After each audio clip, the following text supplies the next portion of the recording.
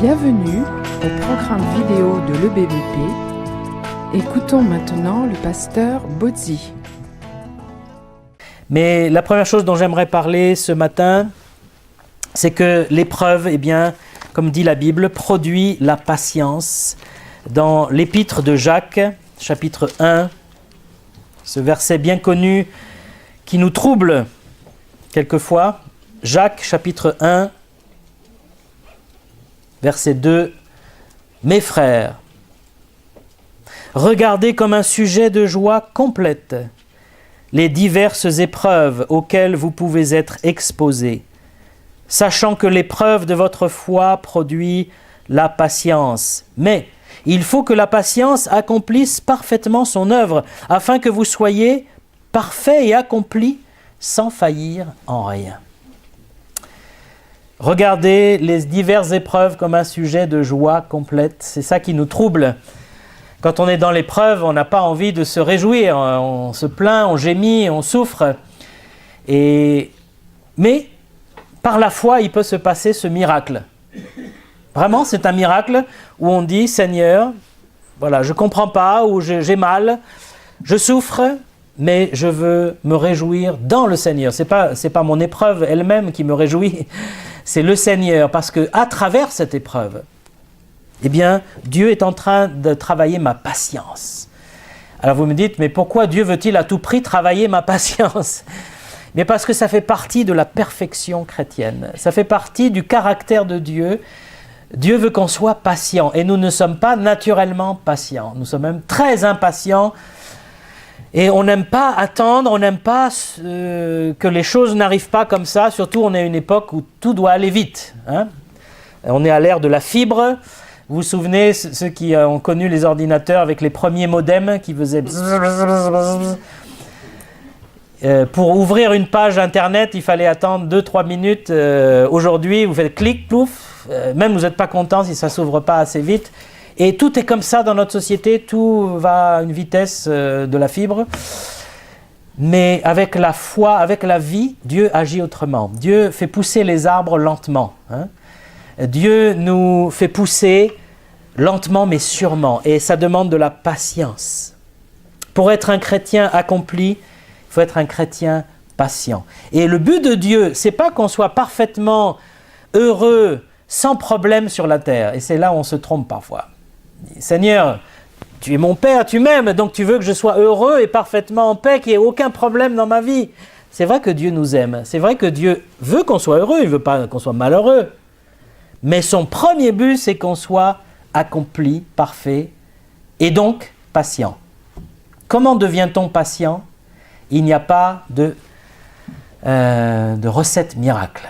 Il n'y a pas de chose où, tu fais une prière, ça y est, dans la nuit, tu es un super chrétien patient. Ça ne se marche pas comme ça. La patience, c'est un travail d'attendre. Pour être patient, il faut attendre. C'est ce que j'ai appris au service militaire, où pendant des jours, des heures, on devait attendre je ne sais quoi. Des fois, on ne savait même pas ce qu'on attendait, mais il fallait attendre. Et c'est vraiment quelque chose qui vous rend fou. Mais qu'est-ce qu'on attend ? Mais pourquoi on s'est levé à 5h du matin et on est là, on attend, quand est-ce qu'on va démarrer, qu'est-ce qui va se passer ? Et on ne vous disait rien, personne ne voulait vous dire. Puis au dernier moment, l'officier arrivait, bon allez, on y va. Mais au dernier moment, c'était très longtemps après l'heure de réveil et on devenait à moitié fous tous, on était complètement électrisés. Et au bout d'un an, j'ai réalisé une chose, c'est que j'avais beaucoup progressé dans la patience. Voilà. Au début, j'étais énervé, et puis au fur et à mesure, j'apprenais à dire, bon, de toute façon, je suis là pour un an, alors que j'attende 1 heure, 2 heures ou 1 an. Et on fait une raison, et puis on devient de plus en plus patient. C'est comme un élastique qui devient de plus en plus souple. Et c'est comme ça que Dieu travaille dans nos vies. Il veut qu'on soit patient. Dans l'épître aux Romains, Paul dit une chose similaire. Les chrétiens de Rome étaient terriblement éprouvés par des persécutions. Vous savez, c'est ceux qu'on envoyait dans les cirques avec des animaux sauvages, ceux que Néron poursuivait de sa folie. Et ces chrétiens, qu'est-ce que Paul leur dit ? Romains 5, verset 3. Bien plus, nous nous glorifions même des afflictions, sachant que l'affliction produit la persévérance. La persévérance produit la victoire dans l'épreuve, et cette victoire produit l'espérance. Là encore, il parle de la patience, la persévérance. Le mot grec, c'est rester dessous. Dieu nous appelle à rester dessous. Voilà. Est-ce que nous restons dessous dans l'épreuve? Est-ce que nous supportons l'épreuve? Est-ce que nous avons appris à persévérer dans la difficulté, dans l'affliction? Tant qu'on n'a pas appris, il faut encore travailler. Il faut que Dieu nous éprouve. Je pense à Job. Job, qui est un livre très utile pour nous. Job était un homme juste, c'est Dieu qui le dit. Voilà. Donc, c'était un super croyant. Vraiment, quand vous voyez sa description, il était impeccable. Il faisait le maximum pour Dieu et il lui est tombé dessus, mais une avalanche de problèmes. On pourrait dire, c'est pas juste ou c'est incompréhensible, mais qu'est-ce que Dieu fait? Mais Job n'a pas dit ça. Il a dit, l'Éternel a donné, l'Éternel a repris, béni. Voilà, que le nom de l'Éternel soit béni. Il est resté fidèle à Dieu, mais dans toute cette épreuve, il a quand même appris la patience. Il a été amené au bout de lui-même. Et je pense que dans l'épreuve aussi, Dieu veut nous amener plus loin que nos propres forces. Tant qu'on se base sur nos forces, on a un peu d'orgueil. On dit, oui, bon, je tiens le bon, je tiens bon. Mais quand vous êtes plus loin que vos forces, au sens où vous êtes abattu, vous êtes découragé, je peux plus, j'ai plus de force, j'ai plus de patience. C'est là que Dieu prend le relais, si on peut dire, et vous donne sa force, sa patience, son amour. Et c'est là qu'il est temps, qu'il améliore notre foi, il produit la patience. Bien sûr, encore une fois, on ne peut pas le souhaiter, mais vous savez, chaque fois qu'on prie et qu'on dit « Seigneur, fais-moi aller plus loin », Dieu dit « Oui, d'accord, je vais te faire aller plus loin dans la patience. » C'est pour ça qu'il y a certains chrétiens qui disent « Moi, je ne prie plus pour progresser dans la foi. Hein. Terminé, je prie pour rester stationnaire. » Oui, mais on ne peut pas rester stationnaire. C'est soit tu avances, soit tu recules. Et puis, si on aime le Seigneur, on veut avancer. On veut être comme Christ. Christ a eu la patience absolue, parfaite. Il a supporté les hommes. Il a supporté même ses disciples parfois qui ne comprenaient rien à rien. Il a supporté la haine, la vindicte. Il a supporté l'humiliation quand on l'a giflé, quand on s'est moqué de lui. Il a supporté la croix. Il a été jusqu'au bout. Il a persévéré jusqu'à la dernière seconde de sa vie, jusqu'à son dernier souffle lorsqu'on l'a cloué, qu'il a souffert pour nos péchés. Le Seigneur est allé jusqu'au bout. Et nous aussi, nous sommes appelés à être comme le Seigneur Jésus-Christ, aller jusqu'au bout.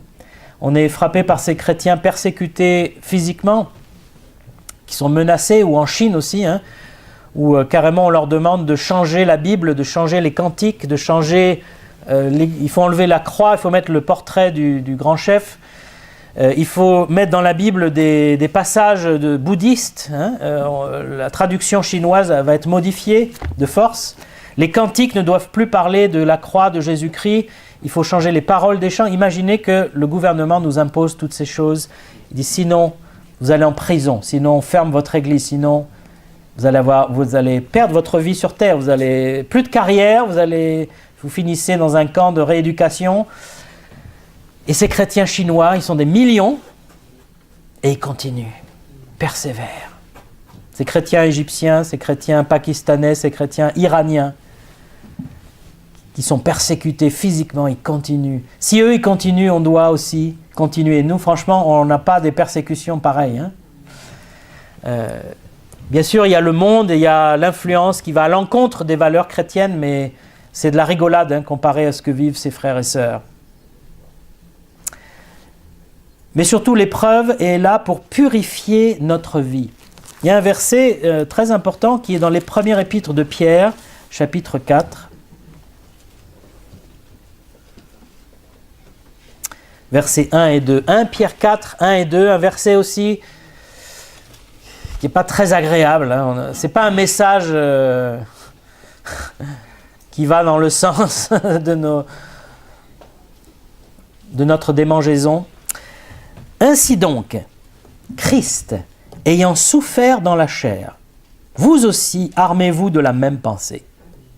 Car celui qui a souffert dans la chair en a fini avec le péché, afin de vivre non plus selon les convoitises des hommes, mais selon la volonté de Dieu, pendant le temps qui lui reste à vivre dans la chair. Il y a une grande vérité là, c'est que la souffrance de l'épreuve peut nous amener à laisser tomber les péchés que nous retenons encore.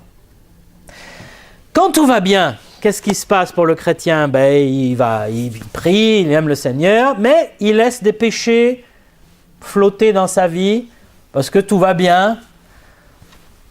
Je vois pas trop de problèmes, voilà, donc je peux vivre un peu avec Dieu, un peu avec le monde, un peu avec le péché, un peu avec les idoles et un peu avec l'Église. Et j'ai trouvé un équilibre, je pense que ça tient bien. Et puis arrive l'épreuve, et là, l'équilibre est rompu et on dit, ouf, là il faut que je choisisse. C'est ou le Seigneur ou le péché, mais on ne peut pas avoir les deux. Et de souffrir nous amène vraiment à voir la vie autrement.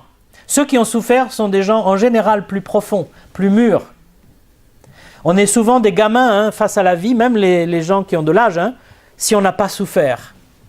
La souffrance est ce qui vous rend plus réfléchi, parce que la souffrance nous amène à réfléchir, à faire le point sur notre vie. Et il dit, celui qui a souffert dans la chair, on a fini avec le péché. Ça va loin, ce qu'il dit. Ces chrétiens persécutés aussi, à l'époque de Pierre, c'était Néron, encore une fois. On ne pense plus au péché, là, ce qu'on pense, c'est s'accrocher au Seigneur. Quand on est persécuté, c'est le témoignage des chrétiens qui l'ont vécu, qui nous le disent, d'abord, on resserre les rangs entre frères et sœurs. On est là. Hey, il faut se soutenir. Toi, oui, il y a la police qui est venue chez toi. On va prier pour toi. Vous vous rappelez Pierre quand il a été mis en prison pour sa foi dans le livre des Actes. Toute l'Église était là et priait pour qu'il soit libéré. Bien, ça existe toujours, ça. Les frères et sœurs prient même aujourd'hui avec les sites internet. C'est le monde entier qui prie pour un frère ou une sœur qui est arrêté, emprisonné ou condamné. On resserre les liens et puis surtout, on devient beaucoup plus sérieux dans sa foi. Parce que être chrétien dans certains pays, ça veut dire souffrir tout de suite pour sa foi. Être mal vu ou être condamné ou être emprisonné ou être menacé. Mais quand on est dans le luxe et la facilité, on se laisse aller. Et on dit, ouais, c'est bien d'avoir Dieu, pas trop quand même. Il faut un peu de Dieu, puis un peu de... Et là, on se relâche et on perd la purification de notre vie. On a cette fausse idée que si tu obéis à Dieu, tu n'auras jamais de problème. Et non. C'est vrai que tu n'auras pas de conséquences de péché puisque tu obéis à Dieu. Donc, ça évite un certain nombre de problèmes, de conséquences. Mais tu auras des épreuves quand même. Job, encore une fois, il marchait avec Dieu. Et Satan, le voyant, a dit « Je vais le démolir, je vais le détruire. » Et que quand un chrétien décide de marcher avec Dieu, il y a un ennemi qui va se dresser sur son chemin. Ce n'est pas Dieu notre ennemi. Dieu nous aime, il veille sur nous. C'est Satan. Et il va dire, ce chrétien, il devient dangereux parce qu'il commence à prier, il commence à témoigner autour de lui. Il commence à avoir une influence sur les gens pour l'évangile. Il est en train de me faire perdre du terrain, des parts de marché. Alors Satan attaque et il veut nous détruire. Et il nous attaque comment? Vous regardez le livre de Job, physiquement, la maladie. Et Dieu le permet. Et là, on se dit, mais c'est pas possible. Dieu ne peut pas permettre Satan de nous attaquer. Oui, parce que Dieu sait qu'il va y avoir la victoire au bout. Parce que Dieu est avec Job, Dieu est avec nous. Est-ce que Job a perdu la guerre, la bataille? Non, il a vaincu Satan parce qu'il n'a jamais renié le Seigneur, il n'a jamais douté de Dieu. Il a simplement, à un moment, il s'est dit, je ne comprends plus. Je ne sais pas ce qui m'arrive. Et avec ses amis, en plus, qui lui disaient n'importe quoi en disant, si t'arrive tout ça, c'est que tu es vraiment le pire des pécheurs. Il ne savait plus où il en était, le pauvre Job. Mais il n'a jamais dit, Dieu est mauvais ou Dieu est injuste. Jamais il n'a prononcé une parole contre Dieu et Satan a perdu sa bataille. Et j'espère que Satan perdra toutes ses batailles dans nos vies. mais parce qu'il va nous attaquer si on se lève. Paris, il n'y a pas tant de chrétiens que ça, il y en a pas mal aujourd'hui, il y en a de plus en plus des chrétiens qui aiment le Seigneur, mais il n'y en a pas tant que ça. Paris, c'est un fief aussi de l'ennemi, on peut dire. Hein. Il y a beaucoup de gens qui travaillent contre la foi chrétienne, volontairement. Et donc, chaque fois qu'on va dehors, chaque fois qu'on témoigne dans sa famille, dans sa vie, chaque fois qu'on se met à prier avec foi, Satan veut se mettre en travers. Comme Daniel, lorsqu'il s'est mis à prier, il était en captivité à Babylone. Eh bien, l'archange Michel, le défenseur d'Israël, a dit, eh bien, le chef des ennemis s'est opposé à moi, et c'est pour ça que ça fait 3 semaines que la réponse est retardée. Eh bien, c'est pareil pour nous. Quand on prie, la réponse part, mais elle est retardée. Et là, il faut de la patience. Et là, il faut combattre dans la prière, il faut persévérer. Et Dieu purifie nos vies à travers les épreuves, parce que ça enlève ce qui est superflu, ce qui est superficiel.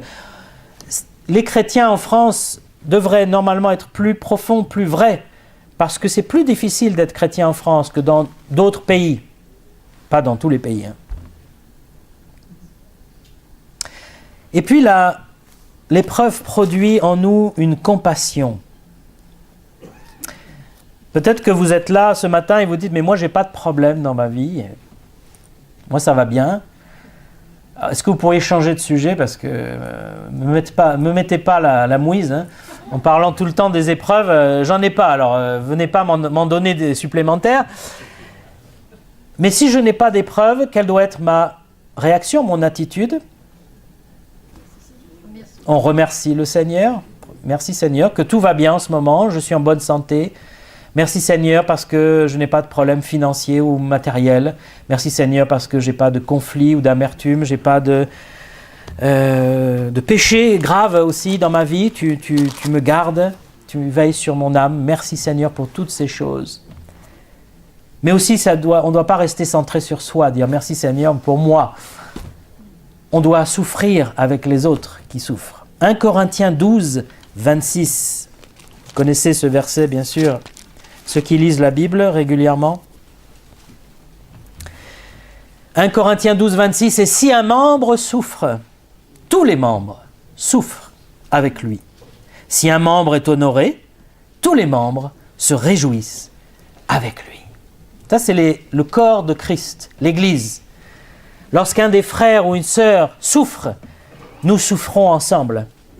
On ne peut pas dire oh, c'est merveilleux, j'ai aucun problème, et puis vous avez à côté le frère ou la sœur qui est dans des épreuves terribles. C'est un manque d'amour, de sympathie, c'est de l'égoïsme, l'égocentrisme. Et si un membre souffre, tous les membres souffrent. Vous savez que quand vous cognez le petit doigt de pied au coin du lit, qu'est-ce qui se passe? C'est l'horreur, on a l'impression que tout le corps est cogné, mais pourtant c'est le petit doigt de pied. Eh bien, c'est la même chose. Quand le petit doigt de pied dans l'église a mal, tout le corps a mal. Voilà. Et quand un frère ou une sœur est honoré et béni, on ne doit pas dire « Ah oui, c'est toujours lui qui a des bénédictions et moi j'ai rien ». Non, on se réjouit avec le frère et la sœur parce que c'est merveilleux. Nous sommes un corps, nous faisons partie du même Père, du même Seigneur, de la même famille. Et on n'a pas à se jalouser les uns les autres. On a chacun notre vie, chacun notre expérience, nos épreuves. Et on ne doit pas se comparer en disant « moi je suis plus spirituel, moins spirituel, plus éprouvé, moins éprouvé ». Nous avons tous notre lot que Dieu nous réserve. Dieu est juste, Dieu est bon. Il ne nous donne pas trop, il ne donne pas moins. Il donne ce qu'il nous faut à nous. Et si on est très éprouvé, peut-être il faut se dire, parce que le Seigneur veut m'approfondir plus. Parce que Dieu veut que je sois vraiment pur. Et aussi peut-être parce que Dieu a quelque chose en réserve pour moi. Il veut que je sois un témoin quelque part. Combien de chrétiens ont pu témoigner dans des circonstances qui auraient été normalement impossibles parce qu'ils ont été éprouvés? Regardez l'apôtre Paul, encore une fois dans le livre des Actes. Parce qu'il a un jour fait appel à César, parce qu'on l'accusait de sédition, etc. Il a dit « J'en appelle à César, je suis citoyen romain. » dès que les autorités ont entendu ça, ah, c'est un citoyen romain, on ne peut pas le juger par un tribunal juif, il faut qu'il passe devant le gouverneur. Et donc il a été arrêté par les autorités romaines et il a eu un procès romain, et il a parlé devant le gouverneur. Et il a pu dire au gouverneur la parole de Dieu, l'évangile, au point que le gouverneur a dit « tu me convertirais presque ». Et Paul en a appelé à César, et il est très possible qu'il ait parlé même à l'empereur. Ou en tout cas que son cas soit parvenu aux oreilles de l'empereur. Pourquoi ? Parce qu'il a été persécuté. S'il n'avait pas été arrêté, persécuté, il n'aurait jamais pu arriver jusqu'à l'empereur. Il y a certains chrétiens qui témoignent à leurs médecins. Ils passent beaucoup de temps à l'hôpital ou avec les médecins. Ces médecins qui sont tellement occupés, ils n'ont même pas une minute à eux, souvent. Eh bien, Dieu envoie les chrétiens vers eux pour leur dire, vous savez, il y a un Seigneur, il y a un grand médecin là, qui est plus fort que vous, mais qui vous aime et qui m'aime. Alors ne disons pas que l'épreuve ne sert à rien ou que l'épreuve est une malédiction. L'épreuve nous permet d'apprendre la compassion. Et dans 2 Corinthiens 1 aussi, ce verset très important,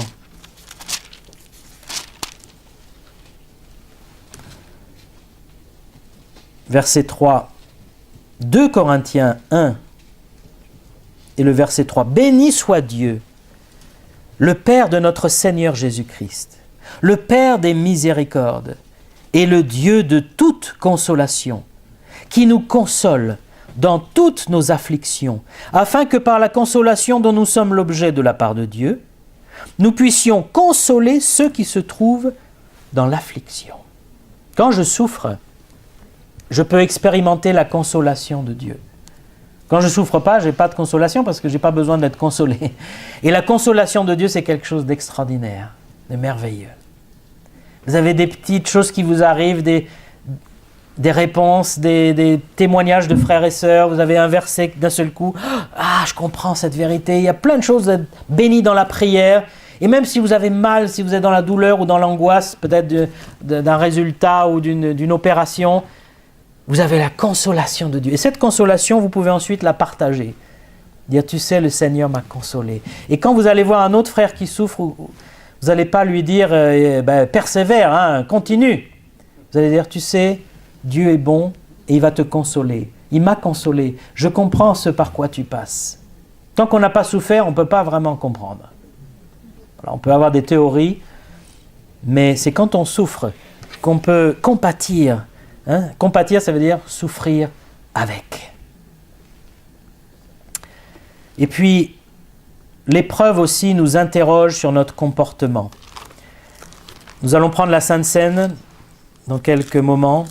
Et en 1 Corinthiens 11, le passage qui explique pourquoi nous prenons le pain et la coupe. 1 Corinthiens 11,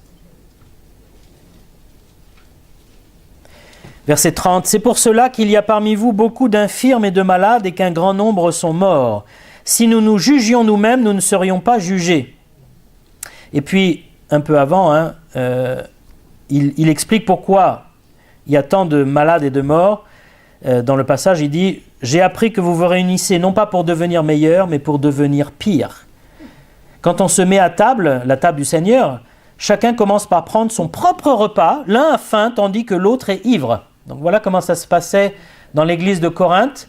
Il y avait des chrétiens riches qui amenaient de l'alcool et ripaille, si on peut dire. Ils prenaient le repas du Seigneur tout seuls avec leur vin, ils s'enivraient, tandis qu'il y avait le pauvre gars à côté, chrétien aussi, qui n'avait même pas assez à manger. Et ça pendant la Sainte Seine. Donc c'était vraiment des comportements inadmissibles. On se dit, mais comment c'est possible dans une église ? Ne vous étonnez pas, ne vous étonnez pas. Il peut se passer des choses terribles lorsque on ne marche pas avec Dieu. Et c'était le cas de cette église de Corinthe. Et il dit, c'est pour ça qu'il y a beaucoup d'infirmes et de morts parmi vous. Je pense qu'il y avait des jugements de Dieu, très clairs, sur cette église et sur les frères et sœurs. Et parfois, il faut s'interroger. Voilà, je suis malade, pourquoi je suis malade ? Ce n'est pas forcément une punition, encore une fois, il ne faut pas à chaque fois dire, ça y est, Dieu me punit, mais il faut s'interroger. Si nous nous jugions nous-mêmes, nous ne serions pas jugés. Seigneur, est-ce qu'il y a quelque chose dans ma vie qui bloque, qui fait un problème. Un péché qui te déshonore vraiment et qui est comme un blasphème. Là, c'était presque du blasphème, hein, de s'enivrer au moment de prendre le vin du Seigneur. Hein. C'est grave quand même, hein, pour des chrétiens. Souvenez-vous d'Israël, lorsqu'il est entré dans le pays promis avec Josué à sa tête. Ils ont eu une grande victoire à Jéricho. Dieu a fait tomber les murailles. Et puis, ils arrivent à la deuxième ville, la ville de Haï. Alors, ça porte bien son nom. Hein. Tout petit village, en fait, par rapport à Jéricho. C'était vraiment... Alors, Josué dit, on va envoyer quelques soldats. On n'a pas besoin de toute l'armée, là. Allez, on y va. Et puis, ils se font battre à plate couture. Ils reviennent. Plusieurs sont morts, d'autres sont blessés. Et Josué ne comprend pas. Il tombe à genoux au pied du Seigneur. Et Seigneur, qu'est-ce qui se passe? Qu'est-ce qui se passe? Et le Seigneur lui dit, mais il y a un péché dans le camp. Il y a quelqu'un qui n'a pas obéi, et j'avais dit de ne prendre aucun butin. Et il y a quelqu'un qui a pris du butin à Jéricho, il a désobéi à mon ordre. Et à cause de ça, vous perdez la bataille. Et ce qui est touchant dans cette histoire, c'est que le Seigneur dit à Josué, lève-toi, arrête de prier. Il y a un moment, il faut arrêter de dire, oh Seigneur, obéis maintenant, mets les choses en règle. Et Josué a mis les choses en règle dans le camp. On a trouvé que c'était une famille, la famille de Akan, qui avait désobéi. Et il y a eu un jugement exemplaire, un châtiment exemplaire. Ils ont été mis à mort, hein, condamnation à mort, peine de mort. Ce passage de l'Ancien Testament doit nous avertir, hein, qu'on ne transige pas avec le péché, avec l'idolâtrie. Dieu est saint. Et donc parfois, si nous laissons des choses graves arriver dans nos vies, eh bien Dieu nous parle fort. Je suis aussi frappé pour ceux qui ne sont pas chrétiens. Très souvent, on commence à aller vers Dieu quand on a des problèmes. C'est comme ça, on est dur. Et c'est quand on est malade et que les médecins ne trouvent pas ce qu'on a ou n'arrivent pas à nous guérir que là, on commence à lever les yeux en haut en disant « Seigneur, est-ce qu'il y a quelque chose que toi tu peux faire, hein ?» Voilà, c'est là qu'on commence à lever les yeux. Nous connaissons plusieurs qui sont venus au Seigneur à la suite d'une grave maladie. Et ce n'est pas une honte, hein. Il vaut mieux venir au Seigneur avec une grave maladie que pas du tout. Mais on est dur. Oh là là, qu'est-ce qu'on est dur. Alors le Seigneur, des fois, est obligé de nous parler par des épreuves, en disant « Attention, je t'avertis, tu n'es pas sur la bonne voie. » Et puis, je terminerai ce matin en parlant du sang précieux de Christ qui nous purifie. Nous allons nous rappeler que Christ a versé son sang et donné son corps. On pourrait se dire, pourquoi parler du sang? C'est un peu horrible, et surtout à l'époque actuelle, hein, où il y a même des Bibles qui ont enlevé le mot sang de la Bible, hein, ils ont mis le mot vie. Donc Jésus a donné sa vie, c'est vrai, il a versé sa vie, et nous sommes purifiés par sa vie. Alors là, ça n'a plus beaucoup de sens si on enlève le mot sang. Surtout, pourquoi? De quel droit enlève-t-il le mot sang? S'il y a le mot sang, c'est qu'il y a le mot sang. Voilà. Mais ils disent, oui, mais comme dans l'Ancien Testament, dans l'hébreu, sang et vie, c'est un peu le même mot. Alors, on a préféré enlever le mot sang qui est un peu gore. Hein, on va mettre des choses plus politiquement correctes, je ne sais pas quoi. Eh bien, nous ne voulons pas être politiquement corrects, nous voulons regarder les choses en face. Comment purifier notre conscience? Nous avons une conscience qui a accumulé des péchés, de la rébellion, de l'idolâtrie, de la perversion, des vices. Tout ça, c'est dans notre conscience. Et ça souille notre conscience. Ça nous rend coupables, ça nous avilit. On se sent sale et on se sent vil. Et du coup, on a tendance à même continuer, hein, à aller de plus en plus bas, de plus en plus loin. Et le Seigneur dit qu'il y a un seul moyen de purifier la conscience. Il n'y en a pas 3, il n'y en a pas 5, il y en a un. Ce n'est pas avec des prières, ce n'est pas avec des bonnes œuvres, ce n'est pas en faisant je ne sais pas quel pèlerinage. Il n'y a que le sang précieux de Christ qui peut laver nos péchés et notre conscience. C'est pour ça que quand Christ a fait ce dernier repas avec les disciples, le repas de Pâques, il a pris le pain et il a pris la coupe et il dit « Cette coupe représente mon sang. » Ça voulait dire que pour que vous soyez sauvés, il faut que je donne mon sang, ma vie, que je verse mon sang.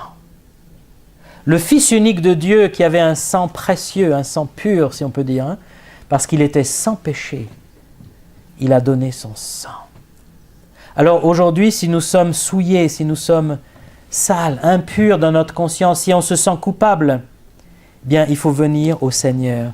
Jean, dans son épître, dit, hein, si nous confessons nos péchés, il est fidèle et juste pour nous les pardonner et nous purifier. Il dit, si nous marchons dans la lumière comme il est lui-même dans la lumière, nous sommes mutuellement en communion et le sang de Jésus, son Fils, nous purifie.